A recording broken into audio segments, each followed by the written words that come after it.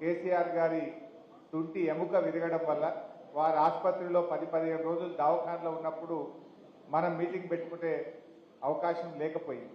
Sir దవాఖాన నుండే 10-15 రోజులు లేకపోతే ఒక నెల కిందనే ఈ మీటింగ్ పెడదామని అనుకున్నాం. సరే దురదృష్టవశాత్తు సార్ కాలు విరగడం వల్ల ఈ సమావేశం కొద్దిగా ఆలస్యంగా అయింది. బట్ అయినా ఆలస్యమైనా కూడా చాలా కష్టపడి పనిచేసిన. ఎందుకంటే ఎన్ని కుట్రల్లో మీకు తెలుసు తమ్ముడు, కేంద్ర ప్రభుత్వ కుట్రలు, రకరకాల 2 జాతీయ పార్టీలు ఎన్ని కుట్రలు చేసినా ఇలా కులాలు మతాలు రకరకాల చిచ్చులు పెట్టినా కూడా అద్భుతంగా పనిచేసి గొప్ప విజయాన్ని అందించిన మా బీఆర్ఎస్ కుటుంబ సభ్యులకు నేను ముందుగా శిరస్సు వంచి నమస్కారం తెలియజేస్తా ఉన్నా. ఈ విజయం మీది, మీ అందరి కష్టం. మీకు ధన్యవాదాలు చెప్దామనే ఈ మీటింగ్ పెట్టుకున్నాం తప్ప వేరే ఉద్దేశం లేదు. సో ఇక వేదిక మీద ఉన్న పెద్దలు, సభాధ్యక్షత వహిస్తున్న గౌరవనీయులు ఒంటేరు ప్రతాప్ రెడ్డి గారు, గౌరవ ఎమ్మెల్సీ గారు పెద్దలు యాదవ్ రెడ్డి అన్న గారు, గౌరవనీయులు మన జెడ్పీ చైర్మన్ సోదరిమణి మన రోజా రాధాకృష్ణ శర్మ గారు, గౌరవనీయులు డీసీసీబీ చైర్మన్ చిట్టి దేవేందర్ రెడ్డి గారు, గౌరవనీయులు సీనియర్ నాయకులు పెద్దలు భూమిరెడ్డి అన్న గారు, అదేవిధంగా మన జిల్లా గ్రంథాలయ సంస్థ అధ్యక్షులు గౌరవనీయులు ప్రభాకర్ రెడ్డి గారు, తమ్ముడు మాదా శ్రీనివాస్ గారు, రాజమౌళి మన మున్సిపల్ చైర్మన్ గారు, రవీందర్ గౌడ్ మున్సిపల్ చైర్మన్ గారు, గౌరవ ఎంపీపీలు, జెడ్పీటీసీలు, మండల పార్టీ అధ్యక్షులు, సీనియర్ నాయకులు, సర్పంచులు, ఎంపీటీసీలు, కౌన్సిలర్లు, రైతు బంధు సమితి అధ్యక్షులు, ఉద్యమకారులు, వేదిక మీద ఉన్న పెద్దలకు, కింద ఉన్న మా కుటుంబ సభ్యులకు, జర్నలిస్టులకు ప్రతి ఒక్కరికి నేను పేరు పేరున నమస్కారం తెలియజేస్తా ఉన్నా.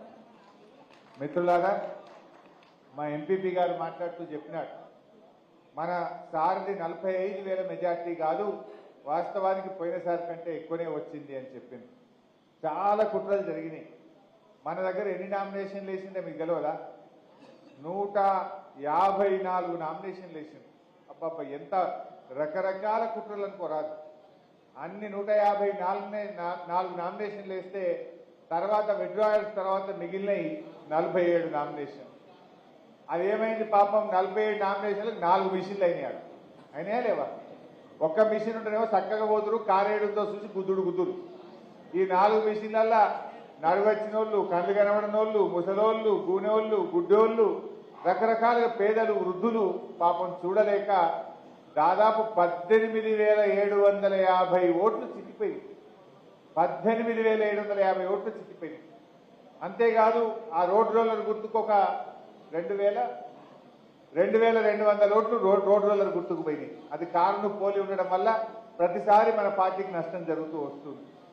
ఇన్ని పోయినా, ఇన్ని నామినేషన్లు పడ్డా, ఇన్ని కుట్రలు జరిగిన 45,000 మెజార్టీతో మన సార్లు గెలిపించిన మీ అందరికీ నేను పేరు పేరున కృతజ్ఞతలు, ధన్యవాదాలు తెలియజేస్తా ఉన్నా. చాలా బాగా పనిచేసినారు కార్యకర్తలు. ఇందాక మా మండల పార్టీ అధ్యక్షుడు చెప్పిండు, అట్లా ఎన్నో ప్రయత్నాలు జరిగినాయి. అయ్యో ఒట్లు పెట్టించుడు, గుళ్ళల్లో దొరికించుడు, కథలు చేసింది. బట్ అయినా కూడా చక్కగా మా కార్యకర్తలు బాగా పనిచేసినారు. అంటే ఇలా తెలంగాణ రాష్ట్రంలో ఒక అద్భుతమైన రికార్డ్. ఇలా గజ్వేల్లో ఒక నానుడు ఉండేది, ఇది ఒక్కసారి గెలిస్తే రెండోసారి గెలవరు, ఊకే మారుడే ఉండే కదా ఇదివరకు. కానీ ఆ రికార్డును బద్దలు కొట్టి 3 సార్లు కేసీఆర్ని గెలిపించింది కూడా మా గజ్వేల్ బీఆర్ఎస్ కుటుంబ సభ్యులు. అంతేకాదు గజ్వేల్లో మనకు అదొక్కటి మాత్రం కింది మీద అయింది. గజ్వేల్ లెవెల్కి వెళ్తే గవర్నమెంట్ గదే వస్తుంది అనుకున్నాం, కానీ ఈసారి అది ఒక్కటి జర కింది మీద అయింది. బట్ అదర్వైజ్ అద్భుతమైన మెజార్టీని మీరు ఇచ్చింది. అంతేకాదు మన ఇవాళ తెలంగాణ ప్రజలు 2 సార్లు కేసీఆర్ను ముఖ్యమంత్రి చేసుకుంటే, ఇవాళ ప్రజలు ఆశీర్వాదంతో 2 సార్లు కేసీఆర్ ముఖ్యమంత్రి అయితే, మీరు మాత్రం అదృష్టవంతులు, 3వసారిని కేసీఆర్ గెలిపించుకున్న ఘనత మన గజ్వేల్కు మనకే దక్కింది. గజ్వేల్ ప్రజలకు కూడా నేను హృదయపూర్వకంగా బీఆర్ఎస్ పార్టీ పక్షాన, కేసీఆర్ గారి పక్షాన గజ్వేల్ ప్రజలందరికీ నేను హృదయపూర్వకంగా కృతజ్ఞతలు, నమస్కారం తెలియజేస్తా ఉన్నా. సో ఈ రకంగా చాలా బాగా చేసుకున్నాం. గజ్వేల్ అనేటువంటిది ఇలా అభివృద్ధిలో అద్భుతంగా జరిగింది. మొన్న కూడా అసెంబ్లీ జరిగితే, మొన్న జరిగిన అసెంబ్లీ సమావేశాల్లో కూడా గెలిచినటువంటి కాంగ్రెస్ పార్టీ మన గజ్వేల్ మీద ఎక్కసాన్ని వెళ్ళగక్కే ప్రయత్నం చేసింది.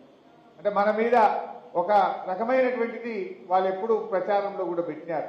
అసెంబ్లీలో కూడా మొన్న నిండు శాసనసభలో కూడా గజ్వేల్ మీద ఒక రకమైనటువంటి ఎక్కసాన్ని వాళ్ళు వెలుగుచ్చే ప్రయత్నం అధికార పార్టీ వాళ్ళు చేసింది. బట్ ఏది ఏమైనా ఇవాళ గజ్వేల్ ప్రజల్లో ఒక నమ్మకం అయితే ఉంది. మా కేసీఆర్ వచ్చినాక మా జీవన ప్రమాణాలు పెరిగినాయి.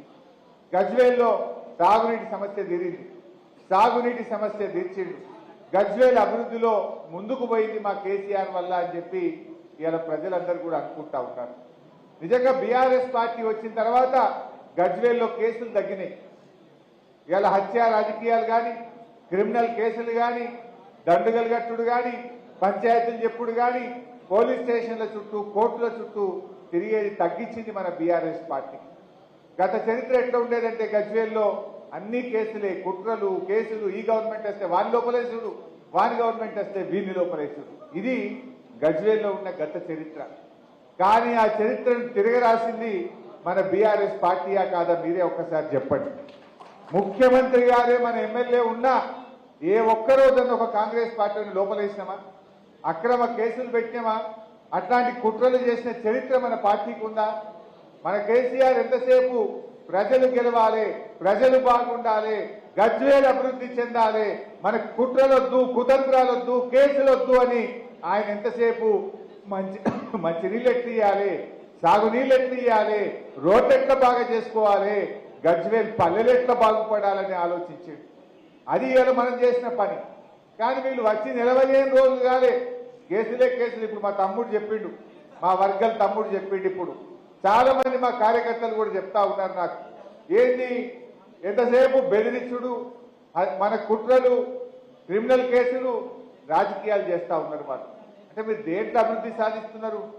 కేసీఆర్ గారేమో గజ్వేల్ను అద్భుతంగా మరి ఆయన అభివృద్ధిలో ముందుకు తీసుకుపోతే మీరు కేసుల్లో ముందుకు తీసుకుపోతున్నారు.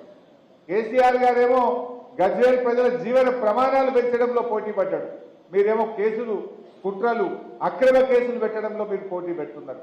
ప్రజలకు కావాల్సింది కేసులా? ప్రజలకు కావాల్సింది సంక్షేమ పథకాల? ప్రజలు కోరుకున్నది అభివృద్ధిని కోరుకున్నారు, సంక్షేమ కార్యక్రమాలు కోరుకున్నారు.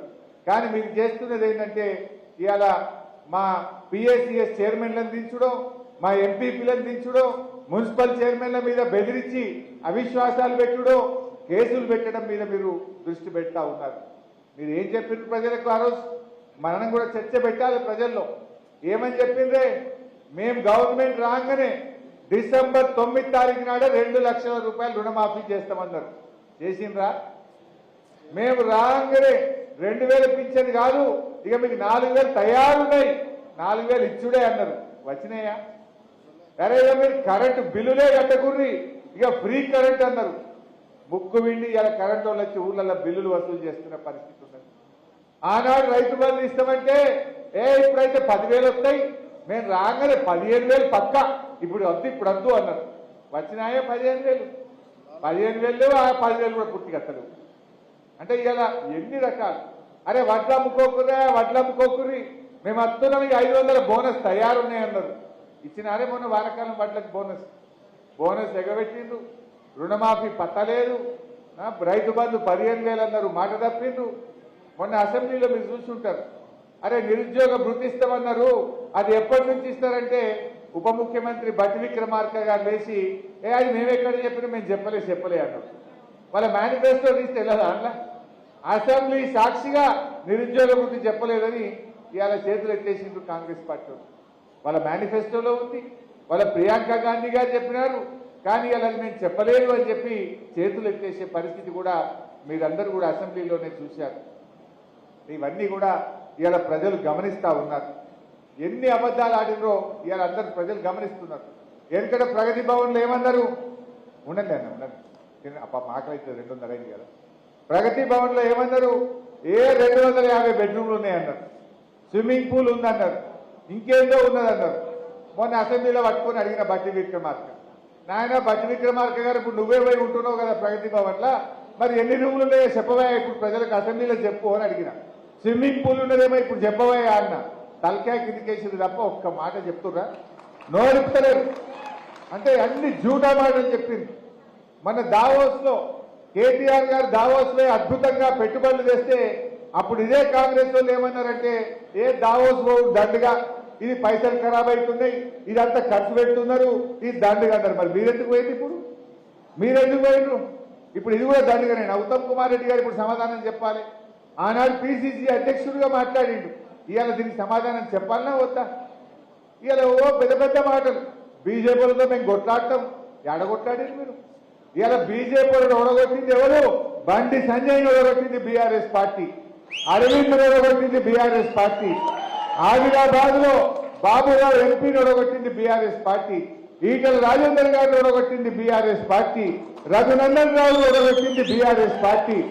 అసలు బీజేపీతో కొట్లాడింది బీఆర్ఎస్ పార్టీ కదా. गंदा बात फैलाते जा रहे लोग. कौन हराए बीजेपी को? बीआरएस पार्टी ने हराए. वो बीजेपी का गवर्नर साहबा जो बिल असेंबली में पास करके अपन भिजाए वो पूरा बिलों को रोके रखा. अब कांग्रेस आने के बाद पूरा पास कर दे रहा. अब कौन किससे मिल गया? जब क्यों रोके अब क्यों पास हो रहा बिल? मालूम नहीं हो रहा क्या? अब अदानी भी आ गए. मेरा भाई अदानी का याद कर रहा. कल सुबह రాహుల్ గాంధీ నిన్న ఉదయం రాహుల్ గాంధీ గారు అక్కడ మాట్లాడిండు. నార్త్ ఈస్టర్న్ స్టేట్స్ లో బస్సు యాత్రలో మాట్లాడిండు. ఈ దేశం ఇద్దరు వ్యక్తుల చేతుల్లో ఉన్నది. అదానీ అంబానీ చేతుల్లో ఈ దేశం ఉన్నది. ఈ రెండు వ్యక్తుల చేతుల్లో 500 కంపెనీలు ఉన్నాయి. అదానీ అవినీతి వెనుక ప్రధాని ఉన్నాడు అని అక్కడనేమో రాహుల్ గాంధీ మాట్లాడతాడు. పొద్దుగాల రాహుల్ గాంధీ అదానీని అవినీతి పరుడు, అదానీ అవినీతి వెనుక ప్రధాని ఉన్నాడని పొద్దుగాల రాహుల్ గాంధీ మాట్లాడితే పొద్దుకేమో రేవంత్ రెడ్డి పోయి అదానీని అనిపించుకుంటాడు. మరి ఇప్పుడు ఈ రేవంత్ రెడ్డిది కరెక్టా, రాహుల్ గాంధీది కరెక్టా? ఆయననేమో అవినీతి పరుడు అంటాడు, ఈయననేమో అనిపించుకుంటాడు. ఈయన పోయి 12,200 కోట్లకు నేను అగ్రిమెంట్ చేసుకుంటున్నా అని షేక్ హ్యాండ్ ఇచ్చుకుంటాడు. మరి ఇప్పుడు ఇవాళ ఏందనేది మనకు అర్థమైతలేదా? ఇలా బీజేపీ లాంటి మతతత్వ శక్తుల మీద పోరాడింది బీఆర్ఎస్ పార్టీ, సెక్యులరిజాన్ని కాపాడింది బీఆర్ఎస్ పార్టీ, అభివృద్ధిలో ముందుకు పోయింది బీఆర్ఎస్ పార్టీ. కాంగ్రెస్ వాళ్ళు ఏమేమి బీజేపీతో కొట్లాడటమన్నారు. మొన్న పోయింది ఢిల్లీకి, పాలమూరు ప్రాజెక్టుకు జాతీయ హోదా అంటే ఇచ్చేది లేదు పోనన్నారు. మరి కొట్లాడుతురా? పూలదండలు వేస్తున్నారు, మెడలు వంచుతామన్న కాంగ్రెస్ పార్టీ వాళ్ళు బీజేపీ కేంద్ర మంత్రుల మెడల్లో దండలు వేయడానికి పోటీ పడుతున్నారు. పూలదండలు వేసి వాళ్ళని ప్రసన్నం చేసుకునే ప్రయత్నం చేస్తున్నారు. ఏది మీ పోరాటం అని నేను అడుగుతా ఉన్నా. ఇవాళ ఎవరితో కుమ్మక్కైనరో మా తెలంగాణ ప్రజలకు ఇవాళ ఒక విషయం స్పష్టంగా అర్థమైపో వచ్చింది. బట్ ఏది ఏమైనా నేను మీ అందరినీ కోరేది ఒక్కటే, మనం మంచిగా కలిసి పనిచేద్దాం. 24 గంటలు నా తలుపులు గజ్వేల్ ప్రజల కోసం ఎప్పుడూ సిద్దిపేటలో లాగే తెలిసే ఉంటాయి.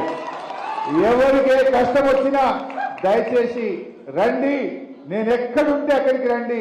తప్పకుండా మిమ్మల్ని కంటికి రెప్పలాగా కాపాడుకునే బాధ్యత నాది అని చెప్పి నేను మనవి చేస్తా ఉన్నా. మా వేదిక మీద ఉన్న పెద్దలు చూస్తారు, అదేదైనా కాందుంటే సీదా నా దగ్గర రండి, నేను కాపాడుకుంటా మిమ్మల్ని. ఎవ్వరూ అధైర్యపడాల్సినటువంటి అవసరం లేదు. అంత అవసరం ఉంటే ఫోన్ చేయండి, నేనే మీ ఊరికి వస్తా. ఎక్కడ అన్యాయం జరిగితే ఏ పోలీస్ స్టేషన్కి అయినా ఏ మండలానికైనా నేను వచ్చి మీతో భుజం కలిపి కొట్లాడడానికి సిద్ధంగా ఉన్న. పోరాటాలు మనకు కొత్త కాదు. మనకు కొత్తనా? నేను అసలు అరెస్ట్ కానీ పోలీస్ స్టేషన్ లేదు ఈ తెలంగాణలో. తెలంగాణ ఉద్యమంలో హైదరాబాద్ లో నన్ను పెట్టని పోలీస్ స్టేషనే లేదు. నేను ఓని పోలీస్ స్టేషనే లేదు. పోలీస్ స్టేషన్లు కొత్త కాదు, ఉద్యమాలు కొత్త కాదు, పోరాటాలు కొత్త కాదు. అరెస్ట్ అయి మెదక్ జైల్లో 4 రోజులున్న తెలంగాణ ఉద్యమంలో. వీటికి భయపడే పార్టీ కాదు బీఆర్ఎస్ పార్టీ. నేనుంటా, మీరు ధైర్యంగా ఉండండి, అన్నిటికీ మీకు అండగా ఉంటాం. ఎవ్వరూ అధైర్యపడాల్సినటువంటి అవసరం లేదని చెప్పి మా ఉద్యమకారులకు, మా తమ్ముళ్లకు నేను మనవి చేస్తా ఉన్నా. ఈరోజు అభివృద్ధి కొనసాగాలి. ఇలా గజ్వేల్లో కేసీఆర్ గారు మంజూరు చేసిన ఎస్డిఎఫ్ పనులను, పంచాయతీరాజ్ పనులను, ఆర్ఎండ్బి పనులను ఇలా వీళ్ళు ఆగబట్టిండ్రు. చూడండి, కొత్త గవర్నమెంట్ వస్తే ఇంకెక్కువ పనులు తేవాలి, ఎక్కువ పైసలు తేవాలి, ఇంకా బాగా పనిచేసి ప్రజల ప్రేమ పొందాలి. కానీ ఇలా కేసీఆర్ గారు ఇచ్చిన పైసల్ని వాపసు తీసుకుపోయే ప్రయత్నం చేస్తున్నారు. కేసీఆర్ గారు మంజూరు చేసిన పనులను ఇలా ఆపేస్తా ఉన్నది కాంగ్రెస్ పార్టీ. ఇది ఎక్కడి పద్ధతి అని నేను అడుగుతా ఉన్నా.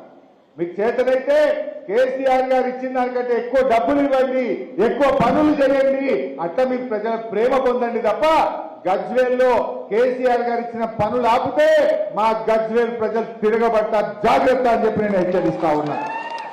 ఇదెక్కడి సంస్కృతి అండి? ప్రభుత్వాలు ఇంకా 2 పనులు ఎక్కువ చేయాలి, కానీ వచ్చిన పైసలు వాపసు తీసుకుంటారా? ఇచ్చిన పనులను ఆగబడతారా?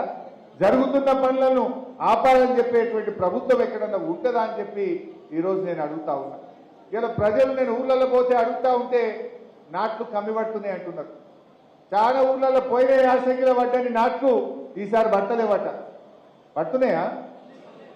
ఎందుకు పడతలేవు అని ప్రజల్ని అడిగితే ఏమో అన్నా వీళ్ళు కరెంట్ ఇస్తారంటవా, ఏమో అన్నా వీళ్ళు నీళ్ళు ఇస్తారంటవా అని ప్రజల్లో ఒక అపనమ్మకం ఉన్నది.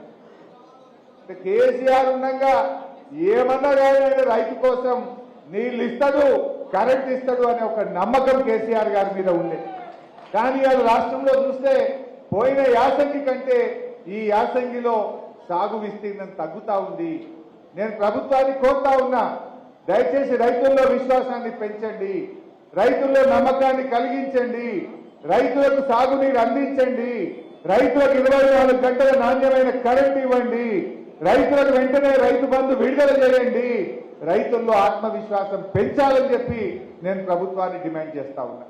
ఎందుకు మరి సాగు విస్తీర్ణం తగ్గుతా ఉంది?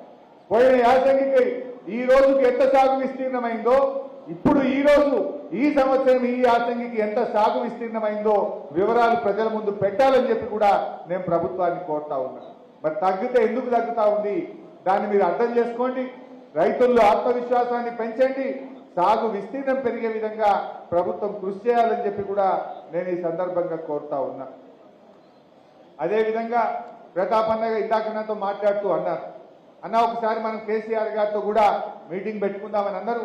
నిన్ననే మన కేసీఆర్ గారు వాకర్ వదిలిపెట్టి స్టిక్ పట్టుకొని నడవడం స్టార్ట్ చేసినారు. ఇంకొక 10-15 రోజుల్లో ఆయన నార్మల్ అయిపోయి మన గజ్వేల్ క్యాంప్ ఆఫీస్కి వస్తారు.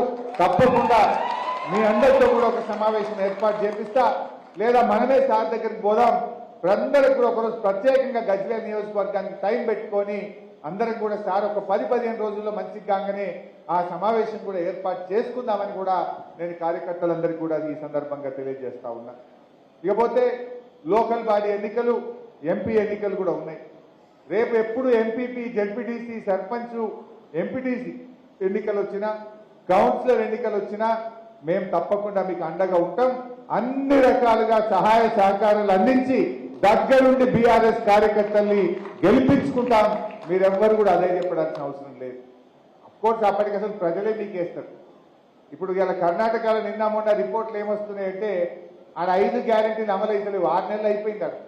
6 నెలలు అయిపోయే వరకు ప్రజలకు అన్ని విషయాలు అర్థమైపోయి ఇలా పూర్తి యాంటీ కాంగ్రెస్ ఉంది కర్ణాటకలో.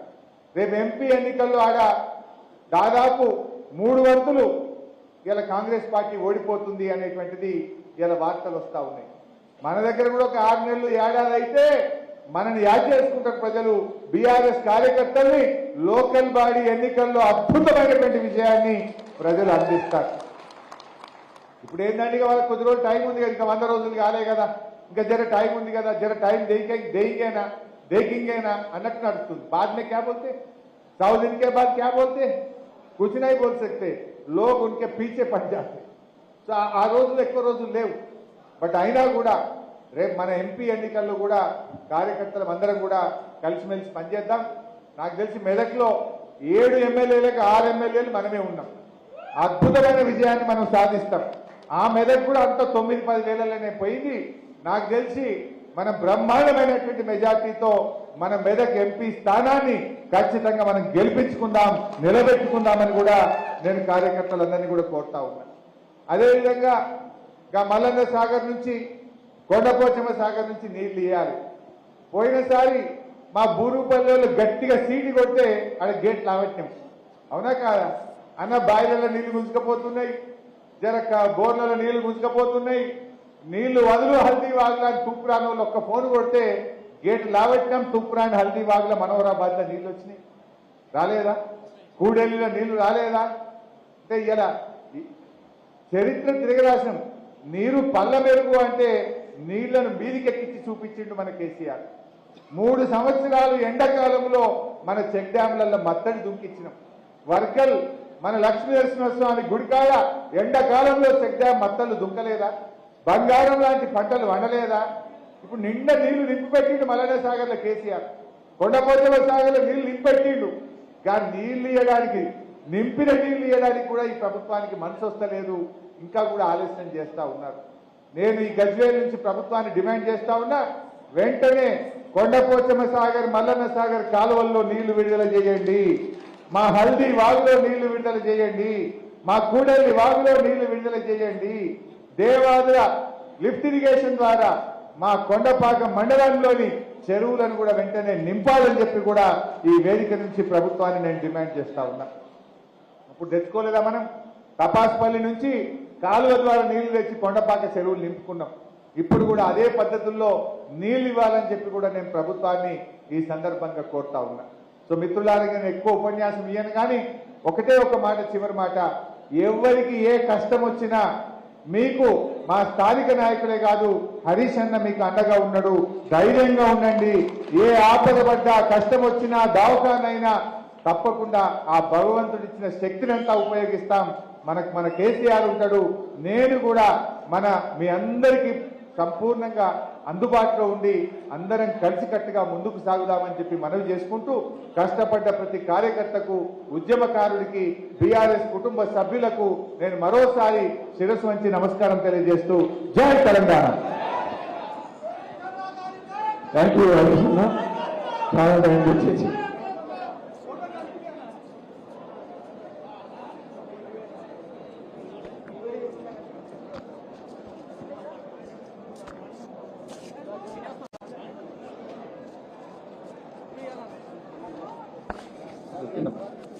అందరూ దయచేసి